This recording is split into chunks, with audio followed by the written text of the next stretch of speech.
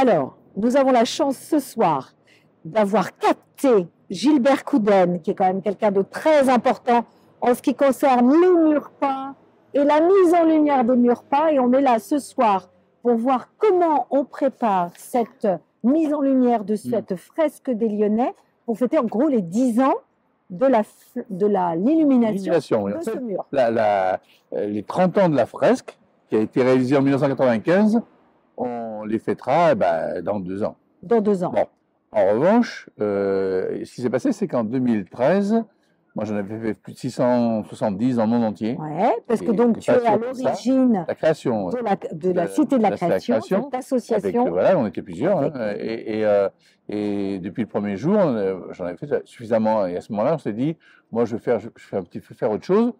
Mais avant, je vais faire la mise en lumière. Oui, en faisant vivre un peu les personnages qui sont dessus, avec du spectacle un petit peu, comme ça, pour s'amuser, hein, vraiment pour s'amuser. Oui, voilà, pour s'amuser, mais enfin, tu dors plus. Et alors depuis, donc, en 2013, ça a été une envolée suite à ce spectacle. J'étais obligé de créer une autre entreprise qui s'appelle Les Allumeurs de Rêve. Voilà, Les Allumeurs de Rêve.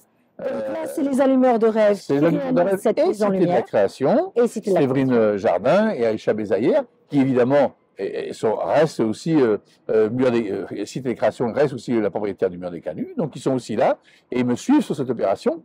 Et Allumeur de Rêve va aussi réaliser une autre mise en lumière absolument exceptionnelle à la basilique Notre-Dame de Fourvière. Notre-Dame de Fourvière. Donc cette année 2023, Fête des Lumières 2023, tu es présent. Tu as un don d'ubiquité, tu es à 2 heures en même temps. Une fois avec la Fête des Lumières, ici, sur la fresque des Lyonnais, et une fois avec la basilique, mais pour le compte de la région Auvergne-Rhône-Alpes. C'est ça, pour le compte de la région. Parfait.